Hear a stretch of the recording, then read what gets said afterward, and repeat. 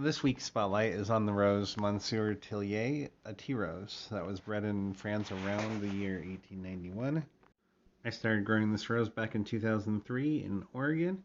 I've also now taken a cutting of it and moved it to Missouri. I found that it definitely prefers the summer heat of Missouri over Oregon. I've also found that the color changes with heat versus cold, such as early spring, summer, and late fall. Lighter pink, usually for me at least, in the early spring, late fall where it's cooler. Darker pink, almost reddish in the warmer parts of the year, such as summer, especially here in Missouri. When I went to the Sacramento City Cemetery, I found Monsieur Tillier growing there. The plant was considerably bigger than the one that I had in Oregon, considerably bigger than the one I have in Missouri currently as well. This picture and the next one is a picture of that rose and rose bush in the Sacramento City Cemetery that was growing there back in 2017. Teas do prefer warmer weather. They do get bigger with that. Um, so I guess we'll see how well it does in Missouri size wise compared to both Oregon and the one in California. I did want to mention that I use this rose bush as an indicator of when my roses need to be watered. As you can see in this picture, the stems holding the flowers are definitely wilted, and they do perk up when you give them water. Probably not the greatest thing to use a rose bush as an indicator of watering, but it works for me. There is something about this rose I do want to touch base on. Back in around 1893, there was a rose that was introduced in France called Archiduc Joseph. Both Archiduc Joseph and Monsieur Tillier are very similar, um, which appears to lead to confusion on which rose is which and where they are sold. Apparently, in Europe and possibly other countries, they sell what we sell in the U.S. as Monsieur Tillier. They sell um, Archduke Joseph. I'm not going to get in the argument of which one's right, which one's wrong. However, that being said, um, I did a few years ago look through digitalized catalogs from rose nurseries, not specifically for this reason. I had time on my hands and I could look through them, so I did.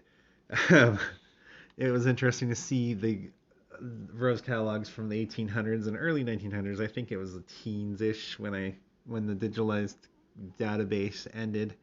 Um, but when the nurseries here in the U.S. started introducing as selling the roses of Archduke Joseph and Monsieur Tillier, by 1905 they were not selling Monsieur Tillier listed in their catalog. They were selling Archduke Joseph. That being that leads me to believe that one of two things possibly happened. Either they were so similar that both roses were sold under one name, which would have been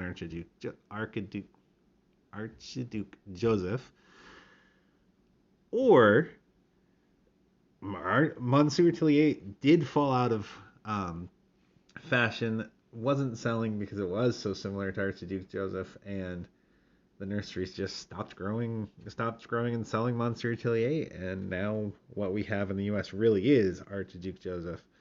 But the nomenclature is stuck on that, as that was introduced as Monsieur Tillier, therefore it is. Again, not getting an argument of which one's which. However, if you do have opinions, comments, beliefs, leave them in the comments below. Let me know. I do believe that along with the Monsieur Tillier Archduke Joseph debate, there are quite a few roses in the history of roses that have been confused for one another just due to either vague descriptions, people not remembering what they got, so they passed it along with something as something else, or a few other reasons.